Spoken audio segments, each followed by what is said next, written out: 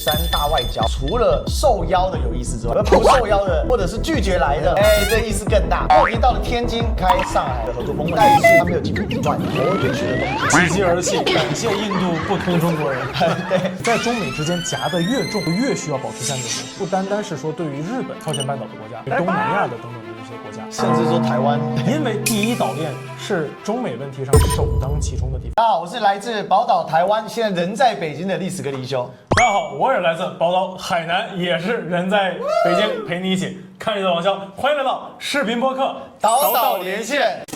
Ladies and gentlemen, welcome the host.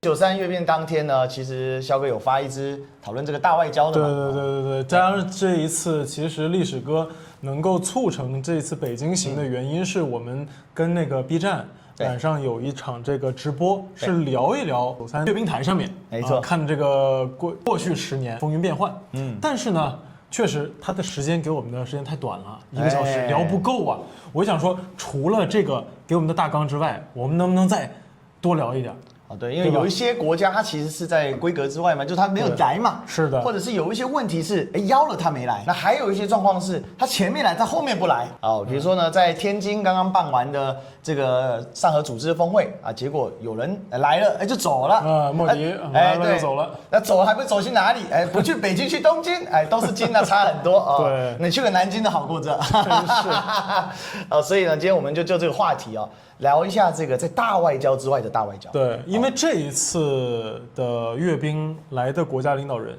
有2个是属于区域性很强的。对，第一个中亚5国全都来了，没错。上一次的话，土库曼斯坦没来，是另外中亚4国。但是土库曼斯坦这个国家呢，其实非常有趣，跟大家介绍一下，就是土库曼斯坦这个国家是试图把自己打造为永久中立国的。对，所以说它是不太参与国际多边活动的。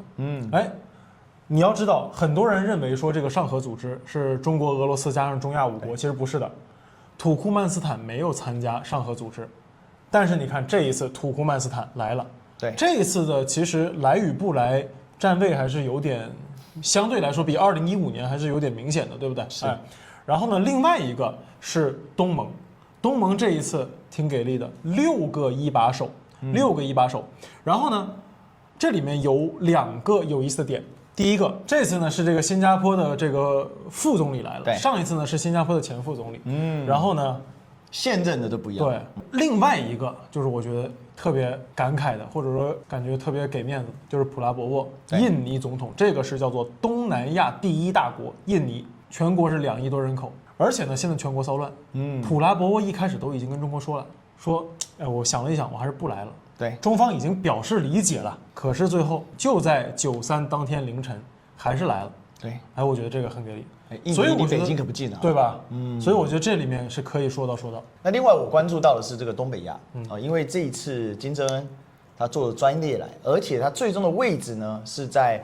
这个习近平的左边对应的是在普丁的这个2侧所以我想这里面有很强的地缘政治一些概念那这个当然我们在 B 站官方直播就不太方便说我觉得我们就把这个补充。但是刚才讲到的来了但是又走了进了京但没进京，但又去了另外一京就是莫迪对，莫迪到了天津开上海这个合作峰会嘛，然后上合组织嘛，但是呢他没有进北京，转头就去了东京，然后又签了一个大合约说要找日本盖高铁。当然这个中国大陆的网友们是这个欢声雷动了喜极而泣，感谢印度不坑中国人。对，千万别来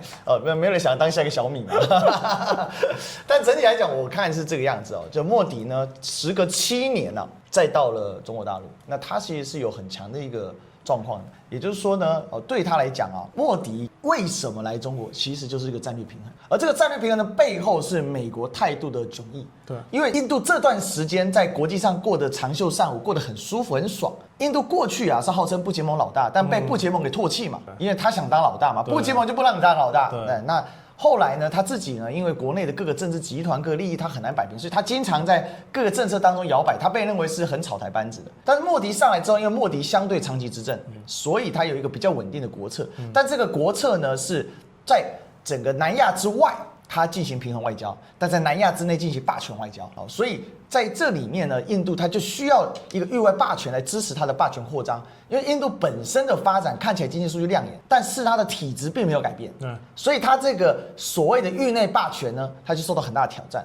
为什么？因为它的霸权它是直接接壤的中国，所以这个霸权在扩展的时候，它必然撞到中国嘛，所以它跟中国相撞，每次吃亏。而在历史上，因为有这个中印边界战争，它这个说真的，在历史的这个脉络里面，它很难抬起头，所以印度只能不断的透过跟中国摩擦来证明自己是区域霸权，是南亚霸主。可是这个摩擦又很危险，所以他就必须要不断在外交上有个保底，而这个保底呢，他抓到的讲白了就是拜登给他这个红利，其实是从川普开始的印太战略，对，甚至可以再更往前推，从奥巴马的重返太平洋重返印太的一个角度呢，他就开始抓到这个红利，而莫迪就是从那个时候开始长期执政嘛，所以透过这种印度银学来凝聚自身的民族主义，也让莫迪可以长期的维持一个高得票而不坠，当然印人党还可以长期的这个执政，它的背后在外交红利方面是功不可没，因为印度的内政叫一言难尽，再加上它是个联邦国家，所以印度的总理本来就不这么重视内政，他只需要在意一些亮眼的经济的成绩，还有加什么，加上一个强硬的外交，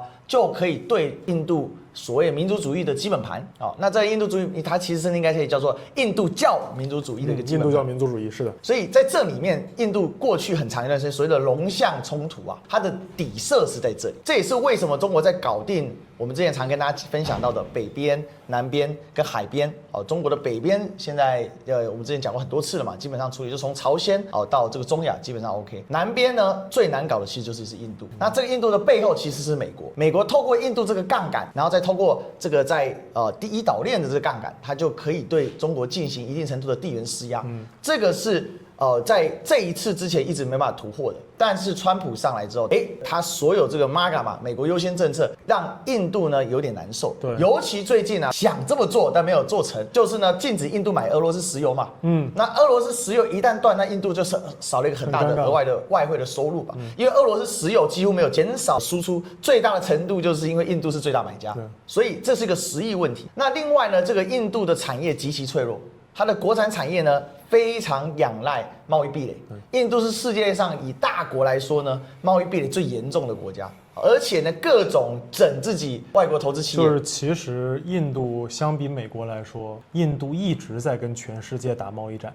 对吧？只不过印度由于它的市场没有购买力没有那么强，所以说大家不怎么说。而且印度有自己自有办法嘛，印度规矩嘛，就是印度挣钱印度花，一分别想带回家。对，没错，总带着咖喱味的风格。所以在这里面，印度在这之前的期间，其实美国是对它某种程度是让利，但是今天美国不对它让利，印度难受。那它的增长点在哪里？找不到。那你只靠着把牛粪列为 GDP 或者是各种纸面操作，人民感受不到啊。那所以呢，怎么办呢？那他就必须找出另外一个杠杆。而印度呢，他从来不觉得自己是小弟。事实上，老实讲了，这个王骁之前有个暴论嘛，3个半独立国家嘛，印度算它半个嘛。这个是个动态，有时候是半个印度，有时候半个法国，就是看谁领到那个雄起一把的卡，对吧？所以其实，在印度对华关系里面，他就必须做一定程度的操作，但这个操作，他其实是在钓鱼美国。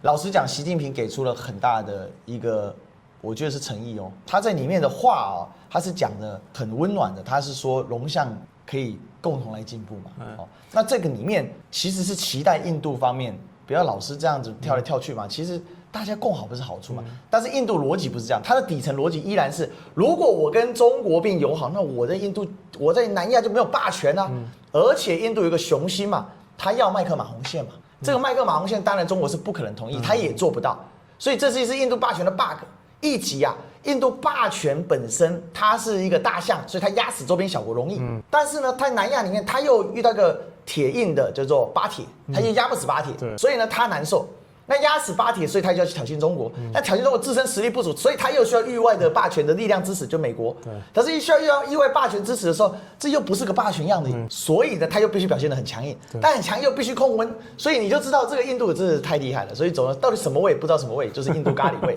咖喱人加一加味啊，就是大家都加进去，对不对？混在一起，这就是印度外交的特色，保持自主独立性，但你看不出一个实质的方向性，但其实更多是为自身的政权续命在服务，这个就是它的印度的特色，所以才会出现进京而不进京，哎，然后呢不进京带去东京啊，所以到了天津突破了，看起来印度这个平衡外交，我们在美国那边受出的面子补回来了，所以印度媒体大肆宣扬。但是如果你仔细看印美的话，它的切入角度几乎都是因为美国很坏，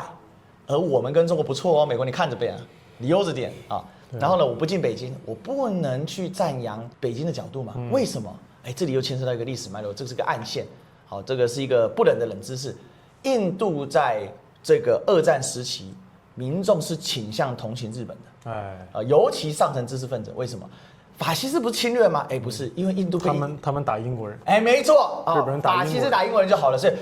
敌人的敌人就是我好朋友。当时的这个印度的一些高层，他们是倾向跟日本合作的，来赶走这个英国人。所以其实在这里面这个暗线，也就是说，印度一直跟日本维持的相对友好关系，而且他们没有实质的历史侵略冲突。所以他说不能伤害日本人的感情，这个是莫迪在日本讲出来的话，所以他转头就去了东京，是这样子。那去了东京呢，对印度来讲又有一个心理安慰感嘛，就说我在岛链的头压住了你的这个中国大陆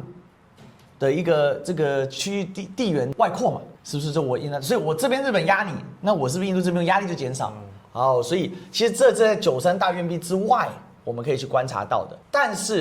是正是因为这样的一个行为我觉得呢，更让印度未来的外交空间在下降。因为呢，这一次中国93大阅兵，它所彰显出来的，它并不是一个侵略者的角色，而是一个被侵略者，他怎么自己站起来、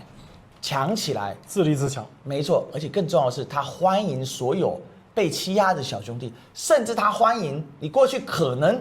你是侵略国。但是你如果今天愿意正视历史问题，愿意正视历史的事实，那你也可以来加入这一场。那当然没有那么快，但是我觉得整体来讲，这是93所展现出来之后，那他的焦虑感你就可以看到，反而东南亚国家没什么焦虑感，中亚国家完全没焦虑感。对，然后朝鲜来了，韩国派了非常高级的，就是他的议长，对，相当于他们的国家的3把手，甚至其实是2把手，因为韩国的总理比较像是幕僚长嘛，而且他必须有国会任命同意权，而议长其实在韩国的整个宪政体制里面是非常大的，所以呢，在这里面他反而呢是给了很高成绩，因为韩国是没有副总统的，所以你可以看到这里面的一个平衡的一个过程而且这里面也充分体验一个问题，就是个别国家的历史脉络其实会主导它当代的一些政治民情的风尚。印度的历史没有日本侵略这一块，所以他对于抗战胜利，他反而是一种灾难。为什么英国又打赢了？英国又不走了，气死我了！所以印度的独立其实是靠自己争取的，所以这一块是我们今天就这个莫迪的补充那再我想问王骁你的看法就是莫迪这样子跳，但是我看到中国的态度其实是更宏观跟恢宏开放的，你怎么看呢？首先，我就说中国的政权跟印度政权最大的区别在于哪里？中国的政权叫做我们的政策基本上是稳定且不太改变的。对，不管领导人是谁，我们的政策基本上是不太改变的，不是说针对你个人，我们其实是针对你们的这个国家在进行外交，所以说很少会把国家给进行一个拟人化的一个表达。那印度的是什么情况？莫迪在印度目前的一个政治史上，近现代政治史上面，它是一个比较稳定的政权，长期政权。对，可是呢，他本人又不是一个政策稳定的领导人，这个是莫迪最大的问题。莫迪其实你要知道，他经历过几轮，他有几种莫迪在印度政治中互相颅内冲突。对，第一种莫迪是印度教民族主义，就跟你刚才说的一样，莫迪对于并不是莫迪并不是对所有的印度人都好，对，很多的穆斯林印度人是受到莫迪的残酷镇压的，然后呢，不是那么倾向于莫迪的所谓印度教民族主义的这种中产级别的这种印度人，其实在莫迪的政权中或者政治普惠中是不太被覆盖到的，这是一种莫迪。第二种莫迪不是就脱开印度教民族主义，叫做民族主义，印度的民族主义，就是他在进行选举的时候，他需要通过一种民族主义的做法来扩大自己的支持率。那么我们就会看到，他就不断的喜欢去使用像类似于跟中国进行一种所谓的交锋，对吧？时不时跟中国搞一点边境摩擦，而且呢，莫迪非常非常知道自己几斤几两。我不认为印度不知道自己几斤几两。我们很多人说印度人不知道自己几斤几两，我认为印度人知道自己几斤几两。为什么？中国一旦开始往边境增强军事存在的时候，印度立刻就撤了。为什么？这个就是我的竞选目标已经达到了，所以我不需要继续闹了。印度知道打不过的，巴拉特营血。对，所以我就说。他最后需要的是讨个口彩，就好像你说的那个巴拉特营血，他需要讨个口彩。OK， 第三个印度是什么？第三个印度是，他既想表现自己是独立自主的大国，但是又缺乏一个独立自主的大国的那种战略定力。今天的美国，在美国的战略发生动荡之前，其实美国作为一个帝国是有战略定力的。俄罗斯，我们说这个上一次岛岛连线。在节目的末尾的时候，我也提到了俄罗斯在逐步建立自己在新的多极化时代的一种战略定位。所以说，这个都是要求你在有一定的战略定力下的，就你不可能说是今天这个给你抛个橄榄枝你接一下，明天那个给你抛橄榄枝你又接一下，然后这两个橄榄枝突然打起来就开始冲突了，然后你还觉得哟，我还真是一个运筹帷幄的高手啊，不是的。但是莫迪就总觉得自己是这么个说，是。我跟你说，你如果没有那么强大，我们这个有句老话嘛，就没有那金刚钻，别揽那瓷器活。莫迪喜欢揽这瓷器活。好，那我们看他这一次去日本，我觉得这块可以略微这么一聊。我把它总结为2个战略失意者的抱团取暖。这个结论不错。2个美国战略中、美国霸权中的战略失意者的抱团取暖。美国在欧洲有北约，美国在欧洲会遥控欧盟。所以欧洲那波人自己内部在抱团取暖。以前呢，美国这个霸权虽然辐射欧洲、辐射亚太，后来呢，它是为了拉拢印度是干嘛呢？是为了制衡中国，对吧？但是他跟这个印度说了很多好话，说你看我到时候给你带来这个制造能力，而且呢很能忽悠印度人。我觉得印度人有一个情况叫做聪明反被聪明误。首先我们必须要承认印度人他是不笨的，印度人在这个全球人种中他的这个智商还有他的智力水平是相对来说比较高的，没错。可是呢，印度有一个问题。就是他一直拿不准自己的定位，他不知道印度到底是个什么。现在在找叫做所谓的印度叫民族主义。现在找印度叫民族主义的这个情况下，是因为他不知道印度是什么，他就只能归到了印度教，或者他不知道印度是什么，所以呢，他要不断的通过进行包装，比如说，我管自己叫巴拉特，从历史中找名字 ，OK， 就等等等等这些。但是你要知道，其实一个统一的印度是谁建立的？统一的印度是英国人建立的。印度的精英文化，印度今天的战略，印度对于现代外交的理解是谁奠定的？大英帝国奠定的。上层的印度人讲英语，虽然说莫迪的英语董王听不懂，但是呢，他是讲英语。然后第二，他们对于国际战略的思维是英国人奠定的，所以这就是为什么他们跟周边的人全都关系不好。你可以发现，跟印度接壤的国家。跟印度的关系都不好，都有边境冲突，只有一个不丹被他控制之外，这是边境冲突到了下一个阶段了嘛？西金被他给吞并了，对，不丹被他给控制了，对，他和缅甸和巴基斯坦全部都有边界冲突，更不要说中印之间有很多的边境冲突。然后呢，由于这个国家的精英习惯于用英语进行思考，习惯于说英语，所以英语世界的战略界提出来的那些 idea， 他们全都买账。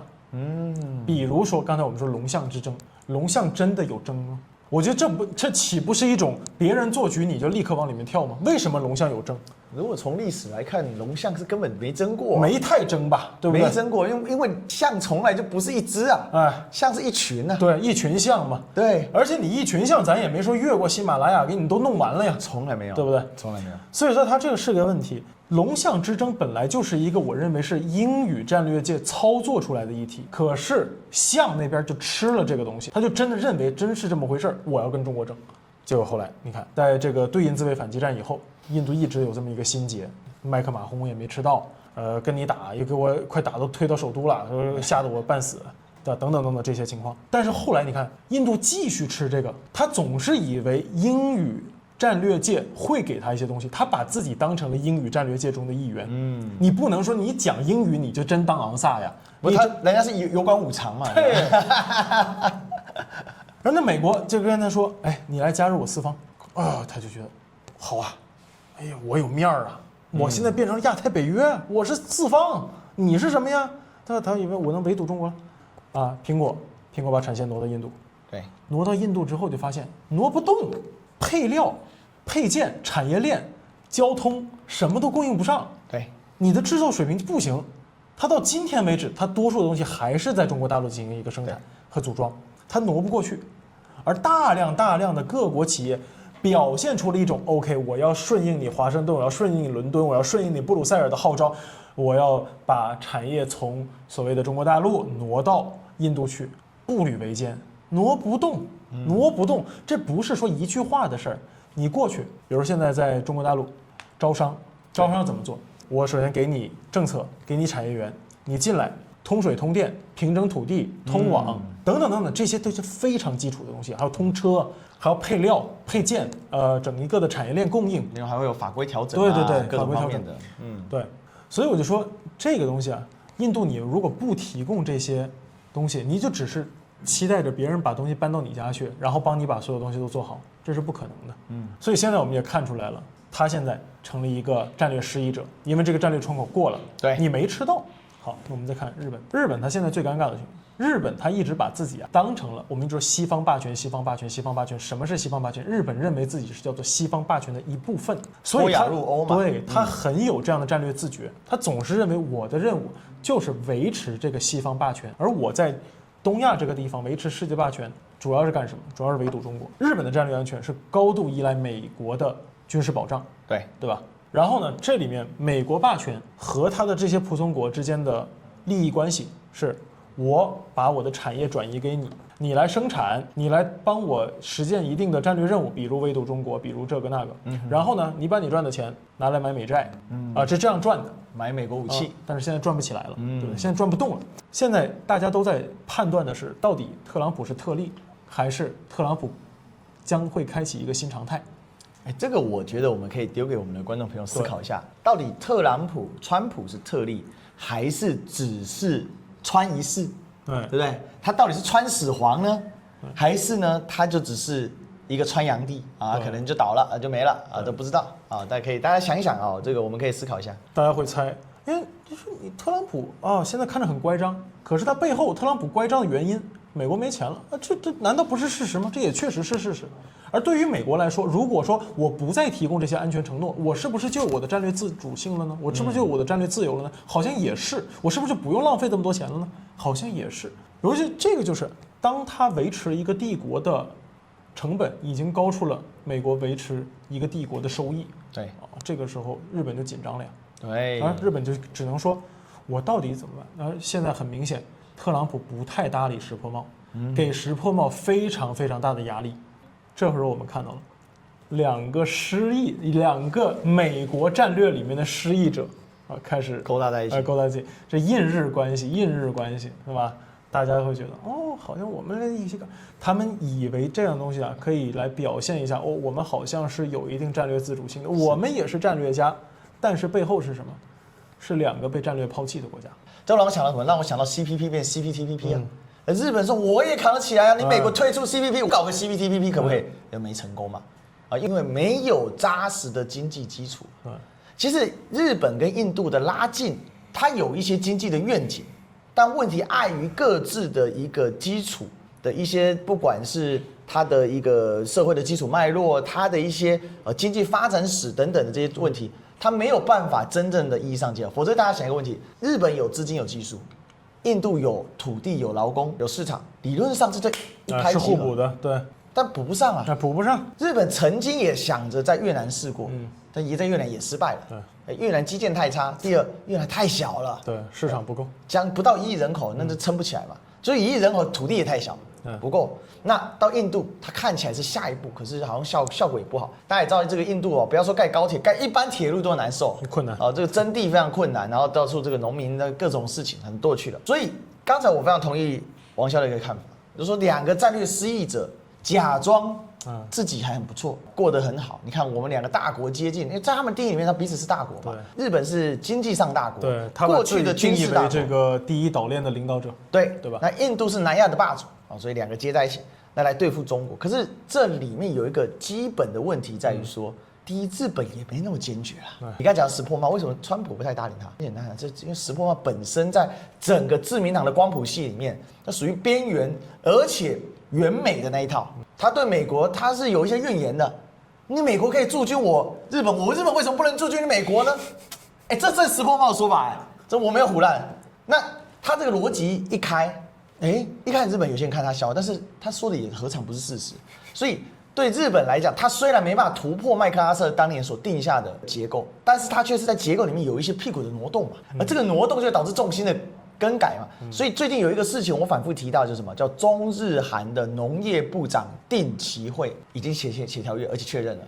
因为中日韩对于这个农业对土地啊，它是有很深的情感的，因为这3个都是农业国家。然后有很长期的对于这个土地、对于粮食安全，它也都是依靠自己，它是能够自给自足的，因为都在季风带嘛。所以这里面还有一个背后，所以我认为日本它没有这么强的抗中决心，但是印度来当然好不好？当然好啊，哪里不好？因为日本确实也缺乏增长点嘛，而且呢，与其前做的被美国给抄了，那我不如找个地方投看。那另外对于日本来讲，它这几年在中国大陆的投资，它是有一些压力，有一些这个策略上的错误嘛，因为它压氢能没有压新能源，导致它的支柱产业汽车有点问题。而且日本对比韩国灵活性要低一点，为什么？因为日本的这个支柱产业比较少，它主要就是汽车产业，这非常非常核心的啊，一部分制药，然后一部分这个半导体，但半导体主要在上游原材料市场，像韩国就有造船、半导体。好，然后另外就是汽车嘛，韩国的这个产业就比较，那它还有一个比较强的软性文化输出，还有韩娱嘛 ，K-pop， 所以韩国它有一点余裕哦。回过头来讲，这个日本跟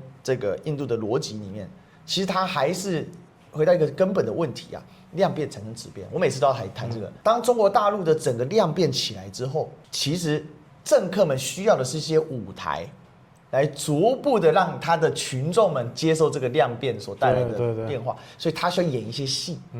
所以莫迪，我猜测了，好，当然这是我不是他嘛，知人知面不知心嘛，哈。但是我认为他会不会觉得其实进北京也不见是坏事啊？我不认为这是坏事。对，但是对他来讲，他现在不能做，因为他长期印人党不是这样操作的嘛，所以他有一些他的一个脉络在走啊，所以这是一个印度的一个状况。再来，我们把这个焦点稍微从印日之间，我们挪到这个朝鲜半岛。其实这一次我觉得最大的亮点之一哦，是这个半岛的太阳，坐着他的太阳列车，轰轰烈烈的来到了北京，让北京3日共照啊！这个害我们这几天晒得黑，我们去长城快被晒死了啊！你说天无2日，说谎啊！天有3日，好吗？正常的太阳，朝鲜的太阳，还有一点红太阳。好，总之呢，这个大家都知道啊，他就在习近平的左手边。有意思，除了中朝之间是血盟之外，本来在抗战里面，还有后面随后爆发的韩战、朝鲜战争里面，其实确实中朝之间有特殊的关系。还有金正的祖辈本来就跟当然就是抗日的，对，但是他们就抗联的，对他们讲白了就是同袍嘛，同梯的嘛。他的这个爷爷那个金日成，对，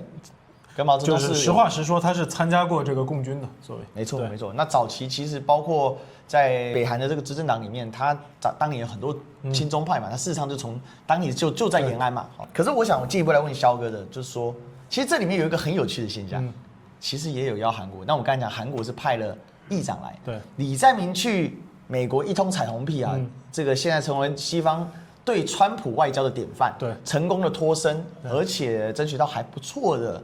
一个，虽然没有再多，其实就赚到了，而且投资也比较少，压力小了很多。那你怎么看呢？朝鲜半岛在这一轮93外交里面，其实它是一个不来，一个来，但是一个不来如来，他好像这个也有来，对，好，那一个来了，有一个特点是。这个金正过去很少愿意参加这种多边外交，而且他这次是西装笔挺啊，这就川普说的，你礼貌吗？他很礼貌，好吗？你怎么看这变化？我是觉得，首先那个朝鲜半岛，由于它非常非常激烈的国际环境，对吧？这里属于叫我们就是它是字面意义上的庙小妖风大这个地方，这妖风还真很大，就是这边。小小一个地方，这么狭窄的一个半岛上面，能卷起多少的国际情况，对不对？从近代以来，日本想要侵略中国，通过朝鲜，对吧？然后呢，这个等到二战打完了以后，冷战时期，朝鲜半岛对于新中国来说是立国之战，对于美国来说是要重新开始审视东亚政局的一个情况的一个地方，然后再到后来所谓的这个朝核问题、六方会谈等等等等，到今天，所以这个地方一直不太平。一直不太平，这可能是全世界武装程度、堡垒化程度最高的半岛之一，或者这么小小的地方之一，对吧？所以我们在讨论朝鲜问题的时候，你要假设就是其实两边都有丰富的国际外交经验，是对吧？是，尤其是北边，因为北边的这个领导人做的时间长，对吧？而南边我们不能假设他没有外交人才，但是呢，由于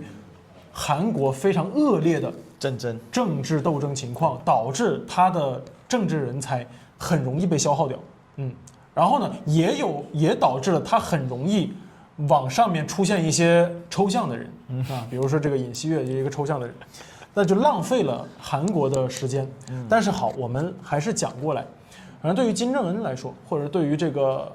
北朝鲜来说，他所做的很多的事情是不断的在想办法通过自己的这种转换腾挪来争取自己的国际空间。对，而他有非常敏锐的这种政治嗅觉，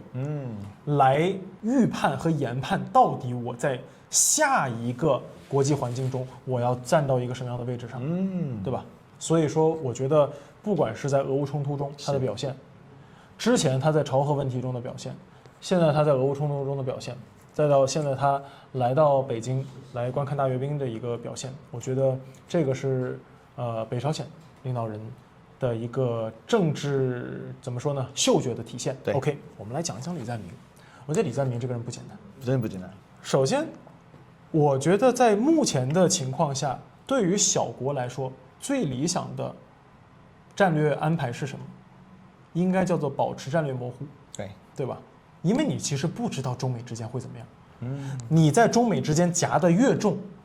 你就越需要保持战略模糊。其实这件事情啊，不单单是说对于日本，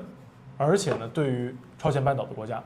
对于东南亚的等等的这些国家，甚至说台湾，对于台湾地区，这第一岛链上，因为第一岛链是在中美问题上首当其冲的地方，没错，对吧？那么好，作为一个第一岛链上尤其重要的国家，他一直说，以前啊，我们叫做安全靠美国，经济靠中国，其实也不完全对，对吧？因为对于这个南朝鲜来说，它的很多的产品是又要靠美国，又要靠中国，对，它也非常依赖美国的市场。然后它非常依赖美国的技术供给，因为美国说能掐断你就能掐断你。对，当年日本也不是说搞不了芯片，但是呢，日本的这个芯片是美国活生生捏死的，对吧？头绪吧。所以对于南朝鲜来说，OK， 这是他们需要考虑的事情。我更想说一下的是，这个南朝鲜的左派，以前南朝鲜的左派是比较希望去靠近北朝鲜，比较希望去就是稍微对抗一下美国。可是李在明这次没有。李在明这次他没有立刻表达要去北朝鲜访问，对吧？他是很明确的。他首先在政治上面，他把传统盟友的那些该做的戏都给做了。他先去日本，而且是首次哦。这对于一个韩国的左翼领导人来说，这个是一个挺冒天下之大不韪的事儿，没错，对吧？这是可能会得罪基本盘的。他先去日本，然后同时呢，我觉得他用了一个非常好的理由。大家说，那你要不要推翻当年这个尹锡悦跟日本签的那些关于劳工还有慰安妇的这些问题？因为尹锡悦把这些事儿给撇了。对。而李在明给国内的一个交代说，你要问我的情感，我是非常反对这个东西的。对。可是呢，尹锡悦他当时签的时候是韩国总统，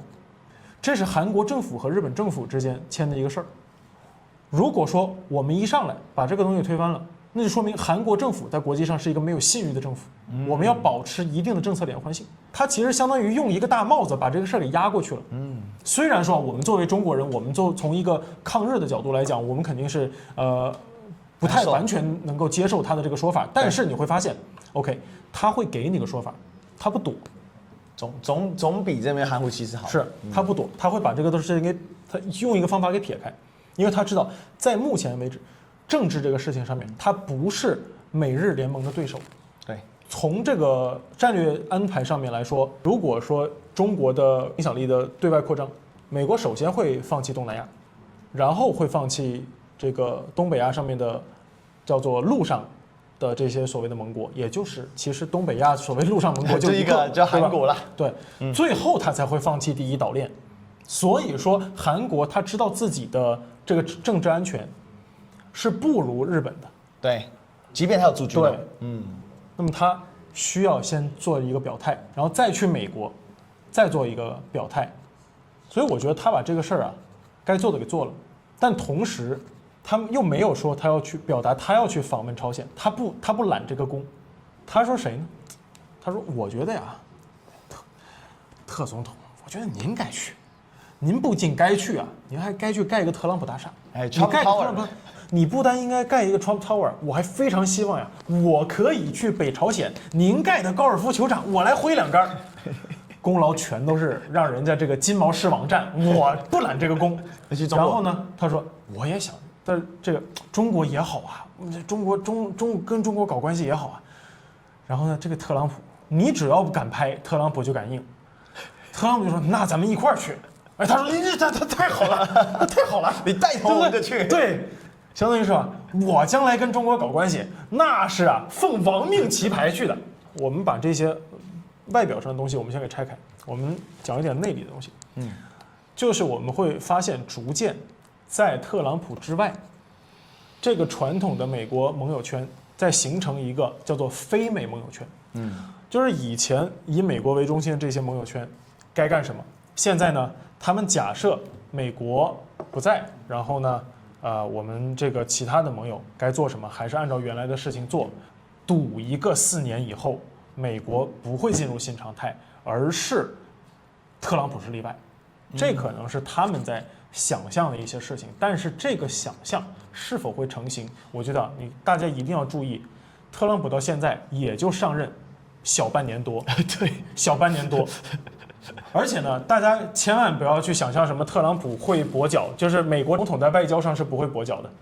美国总统在内政上会跛脚，美国总统在外交上是不会跛脚的。对，那他有4年的时间折腾，所以他有3年半的时间在那里，你是不知道他会做什么事情。大家能不能扛过那3年半？你要知道，他现在小半年多，多少人已经被折腾的已经是很难受了。是很多国家是扛不住4年的。所以呢，这就是我说的南朝鲜的领导人，他在这件事情上面他的聪明之处吧。然后有人他派出的这个代理人，他派出的这个代表，国会议长不单级别高，而且这个人高度反日，相当于唱双簧。那在政坛上面，那直接说这日本，我反对一切。所以他派这个人来中国，非常没有问题。而你看这次我觉得有意思，你看当年是叫朴槿惠来了。见的是朝鲜这边的一个中央的高干，而这一次呢是金正恩来了，见到了一个反日派的南朝鲜的2把手，那他们之间会不会有什么联络和这个沟通啊？因为毕竟从南朝鲜的左派来说，他们是愿意跟北朝鲜进行沟通，没错，他们是爱干这事儿的，对啊，所以你。不好说的，看完阅兵之后吃午饭的时候，金正恩肯定是英语不错的，但是这个南韩的人英语不太好，对吧？因为金正恩是这个瑞士留学的嘛，可能他这个英语和这个法语都不错，但这你不好说。可是这南韩的人英语不好啊，所以这个韩国人可能逮着也就只能跟这个这金委员长至少不用翻译吧？对，聊聊天，对吧？而他们还可以说，我们也是这个文在寅当年的这个部下嘛，对吧？这里面其实我们做一点扩展，也做一点这个聚焦了哦。其实从这个东北亚跟这个朝鲜的这个问题哦，它有一个核心。它的核心是什么呢？就是朝鲜半岛是会率先去反映出地缘改变的地方。因为刚才你讲得很复杂，那为什么复杂呢？因为一般来说渠地啊，我们讲这个渠地，朝鲜从这个地理格局来看，它是陆上往海嘛，海上的横亘嘛，所以从日本往中国一定过朝鲜。你看历来的这个打仗里面，对，不管是这个唐朝的时候。跟这个百济倭国之战嘛，但白江口之役嘛，到了万历朝的时候，明朝万历朝的时候，这个抗倭援朝，对，抗倭援朝嘛，这他的这个战争就是这样，甲午战争也是一样嘛，都是一个日本跟中国怎么样来争夺这个进入大陆地缘，对，东北亚大门口，没错，中国要的是东北亚这个屏障，日本要的是把东北亚这个屏障变成了大门。哦，这个就是历来这个争夺，但今天日本肯定跟中国是赶不上了，但日本可以倚着美国嘛，但现在美国指望不上了，或者美国的力量在往后退缩，你就看到了很有趣的现象是，作为一个半岛民族，他们的那种嗅觉的敏锐，不管今天是我们说两韩或两朝，他们都有个传统叫四大主义，而这个四大主义有很多很多的变体或者怎么样，但是他们那个嗅觉真是厉害，所以我个人看是这样子啊。目前这次金正 join 的93阅兵，其实就是认可一件事嘛，就老大真的是老大。那我不会明面上说嘛，因为在建立自己认同当中，很多的这种区地，它甚至会被瓜分，或者它没办法形成一个独立的一个民族区。但是因为朝鲜半岛，第一个它比较特别，它的历史比较悠久。你想这个，如果你要讲朝鲜半岛历史，你甚至可以从三韩。箕子朝鲜呢，它很长，它有一个自我一套的说法跟历史，确实它这个文明也发展比较久。第二个，它的面积、土地，还有它的一个，它刚好有一个天然屏障在那边，对，它有个长白山嘛，所以说它的这个民族有一个自己的生活圈，没错，对吧？它刚好长白山跟夹在这个朝鲜半岛屋脊，就是它它整个这个山脊的这个部分，它形成了一个双重保障嘛。它唯一比较弱是面海。可是刚好面对这个中国大陆，就是中国不是一个好侵略的，你只要臣服就没事了。哦，这只有个别帝王会比较在意这一块领土，大部分时候就是你只要羁縻，我就算了嘛，我就接受，而且我乐于把你当成一个这个首席的首席封臣，对，首席封臣，而且作为一个示范代，所以叫不争之国嘛。哦，朝鲜是明朝的不争之国，是清朝的首席藩属嘛。OK， 所以在这里面呢，它有一个很特殊的，就是它已经够大了。所以它有个很强的自主性，而这个自主性就是所谓的四大主义的背景跟它历史脉络。好，在这里面你就看到，当它确保了它的生存安全之后，它那个灵活性又出现了。北朝鲜过去几年，它的生存安全性是非常非常薄弱的，它受到制裁，苏联断供，苏联垮了，然后但是它又是个家族政治，它的国家跟个人家族命运绑在一起，所以它很动辄得救。可是经过这几年发展，经过他们两三代人的发展之后，虽然我老实讲。这个北京不见得是满意平壤去发展核武的，但是确实它核武大家也习惯了，那它的自主性得到确立之后，它慢慢的就找出它的一个这个自主性，但这个自主性北京过去是有疑虑的，但慢慢的有一些化消在哪里呢？这个北朝鲜有核武，它并不是来乱我，它反而是我一个对抗华盛顿的一个很好的一个介质，而它本身有这个强烈的意愿。对抗东京就后面就是华盛顿嘛，然后甚至他现在自己都能达到，至少可以够到西岸。所以我觉得这个他就开始这些自主性就出现。否则大家想一个很简单的问题哦，平壤跑去支援莫斯科打仗，这种东西北京能接受吗？过去就肯定会很难受，但是现在拉来，而且让人家在左手边，跟普京同级的，所以我觉得这里面有一些味道，而这也代表什么？我们如果从明面看，会觉得是北京的软弱，至少有一些外媒或者是一些可能比较。反现在大陆政策的人，他可能他会这样子讲，我们通称反贼好了，他就是批判嘛，或者是有一些人不同看法的。但是实质上来说，他反而彰显了中国特色的崛起。他往外扩张的时候，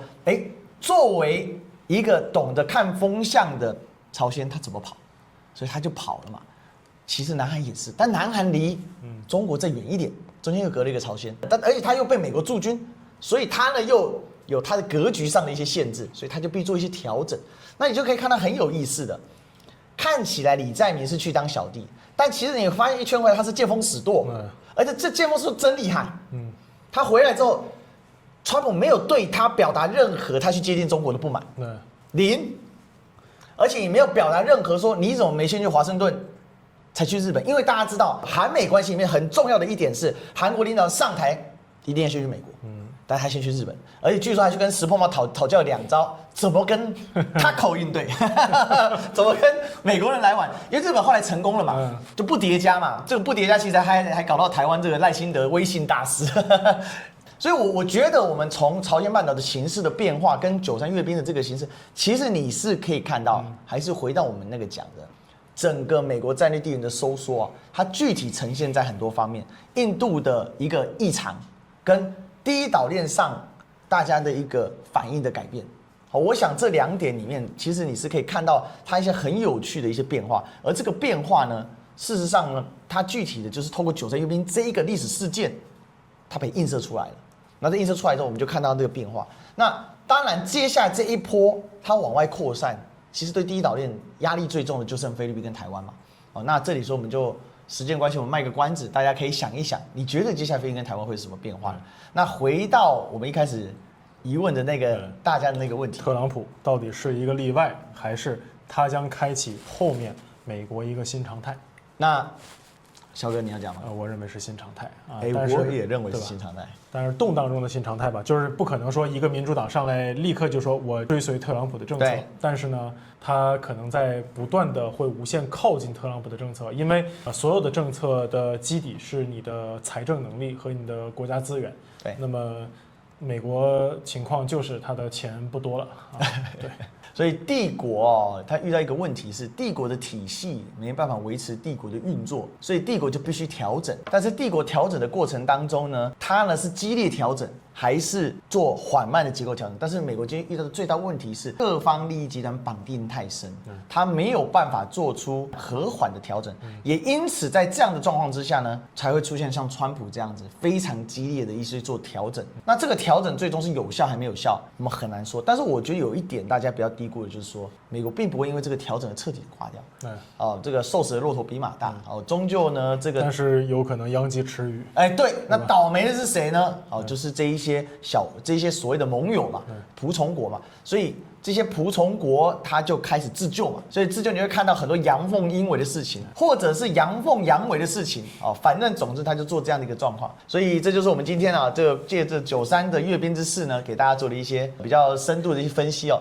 那重点就讲印度跟日本啊，还有这个朝鲜哦，也给大家做一点，就把这个东北亚和南亚，我们就稍微给大家扩散一点，就是在9·3发生的同时，还有点什么人啊在搞点小心思。没错没错。那最后还是要讲一下，今天呢，这个来到北京啊的第一次我们见面，岛连线变成岛论坛。哎，老实讲哦，见面聊的强度是更高的。而且这几天因为我们都一直在直播嘛，对，所以其实也聊了不少，聊了很多东西了，聊了太多东西了，但感觉还是很多聊不完。对。那我们期望呢，这个每隔3差5有机会啊，就跟王骁呢这个见面来聊，然后也跟大家呢有更多直接的互动，所以也欢迎大家哦，如果你有什么想法跟看法，一定要写下来哦，留言给我们哦，那让我们知道，那也记得帮我们按赞、订阅、分享，一键3连啊，这个通通做起来。我们在 B 站跟在 YouTube 我们都会上架，然后历史哥跟王骁的小编呢各会剪一个版本啊，大家也可以比照一下两岸小编的一些思维的不一样啊。所以我们今天呢就聊到这里呢，祝呢大家呢一起超越极限，变得更强。我们下次再见。